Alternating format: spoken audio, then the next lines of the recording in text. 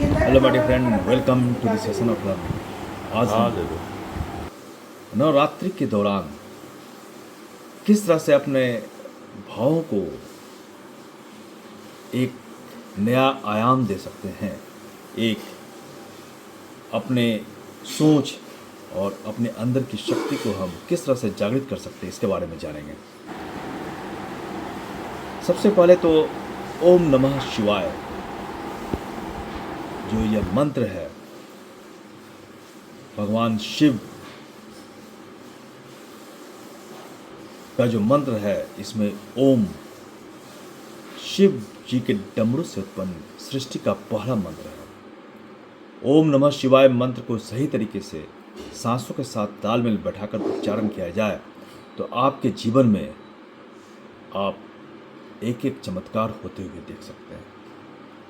तो सबसे पहले हमें इस नवरात्रा में ओम नमः शिवाय मंत्र को सांसों के साथ तालमेल बैठाकर उच्चारण करना चाहिए। फिर नवरात्रा की साधना जो है, माँ दुर्गा की पूजा होती है, इसमें आराधना होती है, ध्यान साधना करने का एक उद्देश्य भी होता है। इस उद्देश्य को पूरा करने की एक प्रक्रिया है। माँ दुर्गा की शक्ति को भी पूजने के दो तरीके हैं। एक पूजा नित्य पाठ करना, मंत्र जाप करना, व्रत रखना है, और दूसरा है हम अपने भावों को किस तरह से बदल सकते हैं और किस तरह से हम शरीर में स्थित जो हमारे डिफरेंट पॉइंट्स हैं, चक्र है जिन्हें हम चक्र कहते हैं, इन्हें जागृत कर सकते हैं। हमारे शरीर में रीढ़ की हड्डी जो है, वो रीढ़ की हड्डी फटीवरल कॉलम, ये बहुत ही महत्वपूर्ण एक स्थान है जिसमें हमारे अंदर सात चक्र जो है वो स्थापित है। पहला चक्र है मूलाधार चक्र। इस चक्र के देवता भगवान गणेश को माना जाता है। मतलब हम अगर भगवान गणेश की प्रतिमा को रखकर अगर ध्यान करते हैं तो वह स्वाभाविक रूप से हमारी भावना को और हमारे जो अंदर एक सोच है उनको मूलाधार चक्र की ओर मोड़ देता है। जैसे यह चक्र, मूलाधार चक्र, इसका नाम है, मूल का अर्थ आधार होता है। आधार से पता चलता है इसका केंद्र बिंदु रीढ़ की हड्डी के आधार पर स्थित है। यह चक्र पृथ्वी तत्व है।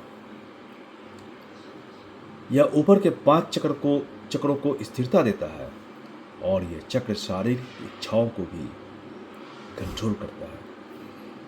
तो सबसे पहले हम भगवान गणेश की अगर पूजा करते हैं तो इसमें यह ध्यान रखना चाहिए कि हम किस तरह से हम अपने मूल और आधार की ओर जाते हैं। मूलाधार चक्र एक ऐसा चक्र है जो हमें सुरक्षा प्रदान करता है। हमें पहले यह ध्यान करना है कि हम सुरक्षित हैं। हमारे पास जो भी है वो हमने नहीं उत्पन्न किया है और न ही डरना है कि ये सभी हमसे चला जाएगा, क्योंकि सुरक्षा जो है ये प्रकृति के द्वारा प्रदान किया जाता है। और जब तक हम अपने मूलाधार चक्र को, भगवान गणेश को अपने अंदर जागृत नहीं कर लेते, स्थापित नहीं कर लेते, तब तक हम सुरक्षित नहीं हो सकते। तो मूलाधार चक्र को जागृत करने का सबसे आसान तरीका है कि हम अपने को सुरक्षित महसूस करें। मैं सुरक्षित हूँ। हमारी सुरक्षा किसी नौकरी, व्यवसाय या आसपास के लोगों से नहीं है। हमारी सुरक्षा जो है हमें परम शक्ति, जिन्हें हम परमात्मा कहते हैं, परम तत्व से प्राप्त है और हम सुरक्षित हैं। भगवान गणेश की पूजा इसीलिए की जाती है कि हम अपने अंदर ये जाने कि हम सुरक्षित हैं, हमें इसके लिए कुछ करने की आवश्यकता नहीं है। हमारे पास जो भी चीज़ें हैं ये परम तत्व के द्वारा, प्रकृति के द्वारा हमें प्रदत्त है और हमें इसकी चिंता करने की आवश्यकता नहीं है। इस भाव के साथ अगर हम अपनी आराधना को शुरू करते हैं तो जीवन में एक नया आयाम उत्पन्न होता है और हम सुरक्षित महसूस कर सकते हैं। हमें अपने आप को पूर्ण रूप से सुरक्षित महसूस करना है। यही है भगवान गणेश की पूजा। दूसरा चक्र है मूलाधार चक्र के ऊपर और नाभि के नीचे, इन दोनों के बीच में जो चक्र स्थित है वह है स्वादिष्टान चक्र। इस चक्र में अपने भाव को स्थित रखते हुए हमें यह अपने भाव को कंट्रोल करना होगा कि हमें जो भी कुछ प्राप्त है वह सब हमारा है। हमें अपने अंदर एक संतुष्टि के भाव को उत्पन्न करना होगा कि हम संतुष्ट हैं, मैं संतुष्ट हूँ और पूरा ब्रह्मांड जो है ये हमारा है और हम ब्रह्मांड के हैं। हमें कुछ भी इच्छा करने की आवश्यकता नहीं है, सभी चीज़ें हमें स्वतः प्राप्त होगी क्योंकि हम इस ब्रह्मांड के संचालक हैं और ये ब्रह्मांड हमारा है। इस भाव के साथ अगर हम इस चक्र की ओर ध्यान दें तो हमें कोई भय नहीं रह जाता है। हमें इस चक्र को जागृत करने के बाद हमारे अंदर एक संतुष्टि की भावना उत्पन्न होती है और जब हम संतुष्ट हैं तो प्राकृतिक शक्तियाँ हमारे अंदर स्वतः अवतरित होती हैं और हम एक संतुष्ट और सुखी जीवन जी सकते हैं। कुछ भी इच्छा करने की आवश्यकता नहीं है, यह स्वतः हमें प्राप्त है और सारी चीज़ें हमारी ही हैं और ये हमें स्वतः प्राप्त होगी। ये भावना स्वादिष्टान चक्र की है और इस चक्र को जागृत करने का यही तरीका है कि हम यह महसूस करें कि हम संतुष्ट हैं। ये सारा ब्रह्मांड जो है हमारा है, हमारा कमांड है, हम इसके कंट्रोलर हैं, इसलिए हमें कुछ इच्छा करने की आवश्यकता नहीं है, यह हमें स्वतः ही प्राप्त है। इस तरह से जो संतुष्टि भाव हमारे अगर उत्पन्न हो जाए और यह स्वादिष्टान चक्र जागृत हो जाए तो हम आश्चर्यजनक रूप से अपने आंतरिक शक्ति को जागृत कर सकते हैं और इस प्रकृति की शक्ति से तालमेल बैठाकर अपने अंदर प्रकृति की शक्ति को अवतरित कर सकते हैं। यही है स्वादिष्टान चक्र की आराधना। तीसरा चक्र है मणिपुर चक्र। यह नाभि में स्थित है। यह चक्र जो है हिंदू पुराणों के अनुसार, मान्यता के अनुसार यह भगवान विष्णु का चक्र है। भगवान विष्णु मीन्स पालक, जगत के पालक। साधक इस चक्र पर ध्यान कर कई सिद्धियां प्राप्त कर सकता है। पृथ्वी में छिपे हुए कई राजों को जान सकता है और अगर नाभि में स्थित यह चक्र जागृत हो जाए तो हमें किसी भी रोग से कभी भी ग्रसित होने की संभावना जो है नहीं रहती है, खत्म हो जाती है और जीवन भर हम निरोग रहते हैं। इस चक्र को जागृत करने के लिए हमें इस चक्र पर ध्यान लगाना चाहिए और अगर हम भगवान विष्णु की प्रतिमा को ध्यान लगाते हैं तो स्वतः ही हमारा ध्यान जो है नाभि चक्र की ओर जाता है और नाभि चक्र जागृत हो जाता है। आयुर्वेद के अनुसार ये भोजन को पचाकर शरीर में पाचक रस पहुंचाने का काम करता है। यह पाचक तंत्र, यह पाचन का केंद्र बिंदु है। कर्म के आधार पर संतुलित भोजन करने से ये चक्र संतुलित रहता है। तो इस तरह से हमें, और जो हिंदू धर्म में 2 प्रतिमा की मान्यता है, इसमें भगवान विष्णु की जो पूजा होती है इसी चक्र को जागृत करने का एक माध्यम है। अगर हम इस नाभि चक्र, मणिपुर चक्र को जागृत कर लेते हैं तो हमें कुछ भी करने की आवश्यकता नहीं है। हम सभी उन रिद्धियों सिद्धियों को प्राप्त कर सकते हैं जिसकी हमें आवश्यकता है। होता क्या है कि अगर यह चक्र जागृत है, अगर हमने बैलेंस्ड वे में जीवन को जिया और हमारा पाचन तंत्र जो है अगर सही है, तो हमारे अंदर की आंतरिक शक्ति जो है वह स्वतः जागृत होती है और हम सभी तरह की सिद्धियों को, सभी तरह की आवश्यकताओं को खुद ही पूरा कर सकते हैं। यही है इस चक्र का महत्व है। और भगवान विष्णु की प्रतिमा का जो महत्व है यही है, वो जगत के पालक है। ये चक्र भगवान विष्णु हमारे मणिपुर चक्र, नाभि चक्र में स्थित है और अगर इन्हें जागृत किया जाए तो जीवन में वो सभी प्राप्त किया जा सकता है। अगर हमारा पाचन तंत्र सही है, हमने अपने जीवन को सही ढंग से अगर जीना है, तो हमें संतुलित आहार और संतुलित जीवन बिताकर अपने पाचन तंत्र को अगर सही हमने रखा तो हम वो सभी ऊंचाइयों को प्राप्त कर सकते हैं जो हमें काफ़ी ऊपर ले जा सकते हैं, काफ़ी ऊंचाइयों पर हमें पहुंचा सकते हैं। अगला चक्र है अनाहत चक्र। यह चक्र भगवान शिव से संबंधित है। भगवान शिव इस चक्र में अवस्थित है। साधक जब इस केंद्र पर ध्यान केंद्रित करते हैं तो यह वायु पर नियंत्रण प्राप्त करते हैं। वायु, यहाँ तक कि हवा में उड़ने की भी क्षमता उत्पन्न हो सकती है। इसी चक्र से आप एक कल्प वृक्ष की भांति अपनी सारी इच्छाएं, आकांक्षाएं पूरी कर सकते हैं। और यह चक्र हृदय में स्थित है। यह चक्र हृदय और फेफड़ों पर कार्यरत है। इस चक्र का काम है पूरे शरीर को ऑक्सीजनेटेड ब्लड को पहुंचाना।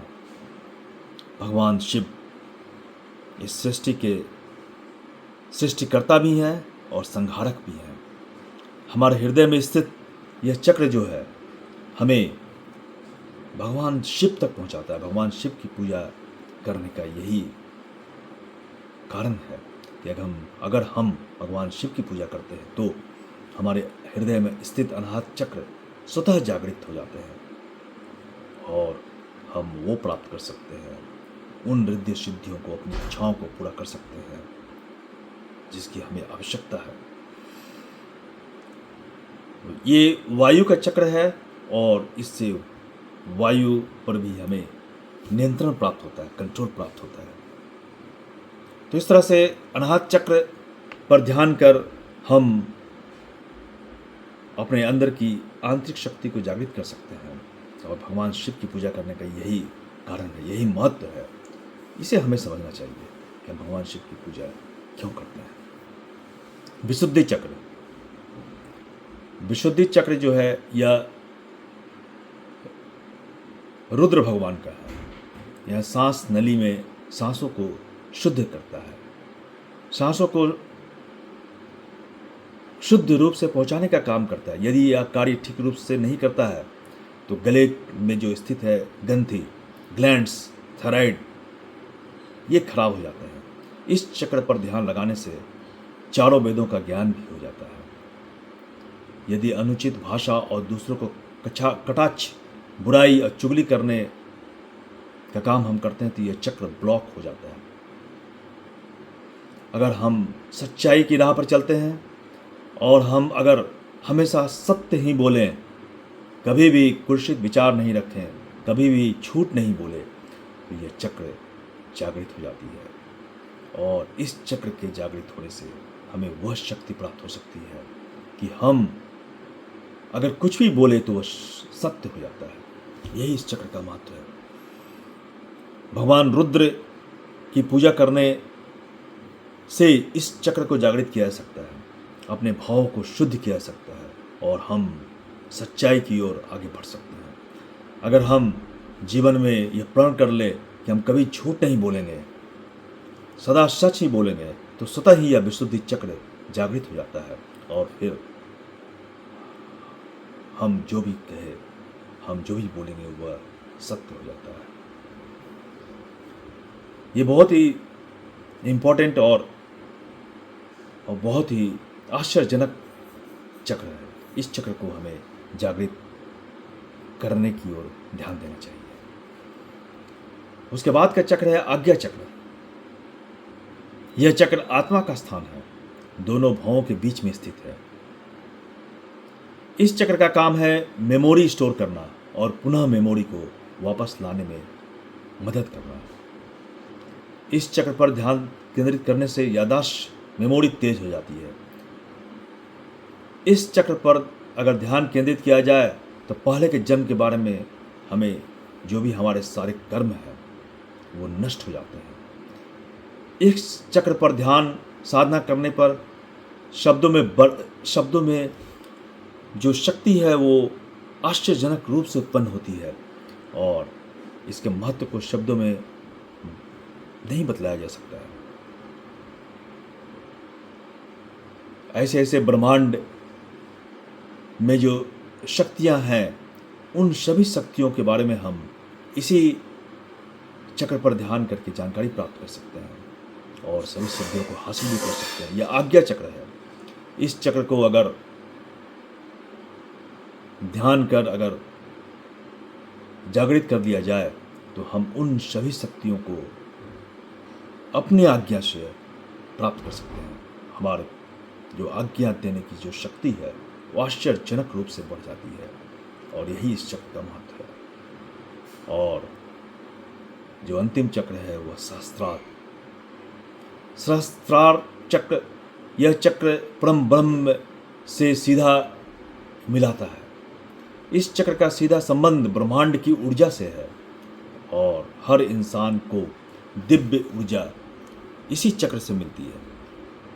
मस्तिष्क में स्थित साइको फिजियोलॉजी के संतुलन को बनाए रखना इस चक्र का काम है, अर्थात नींद और मनोवैज्ञानिक समस्याओं से संबंधित जो भी चीज़ें हैं इसी चक्र के द्वारा उसको बैलेंस किया जाता है। यह pineal glands, brain, pituitary glands, nervous system को नियंत्रित करता है, कंट्रोल करता है।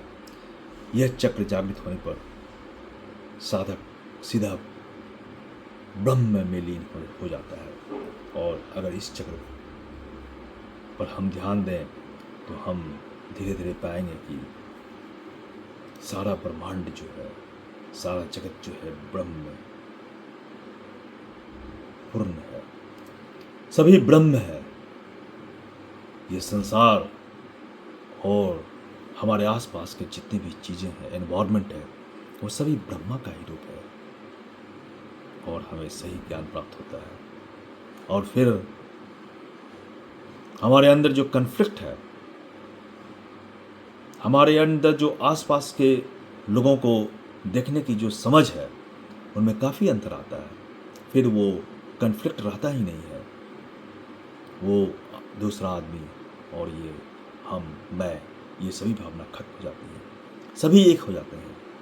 संसार में, ब्रह्मांड में स्थित एकता, तारतम्यता स्वतः उत्पन्न होती है और फिर हमें कुछ करने की आवश्यकता ही नहीं होती है। हम लीन हो जाते हैं, ब्रह्म में पूर्ण हो जाते हैं। हम खुद ब्रह्म हो जाते हैं, परमात्मा हो जाते हैं। यही इन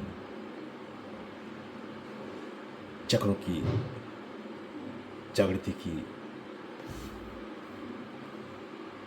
पूजा है और हम नवरात्रा में इन चक्रों को जागृत कर हम इन सभी चीज़ों को हासिल कर सकते हैं। हम अपने अंदर स्थित कन्फ्लिक्ट को, विवाद को स्वतः खत्म कर सकते हैं और धीरे धीरे हम अपने आप को शांत कर सकते हैं। यही नवरात्रा पूजा का महत्व है और यही असली पूजा है और इसी तरह से हमें नवरात्रा की पूजा को करनी चाहिए। धन्यवाद।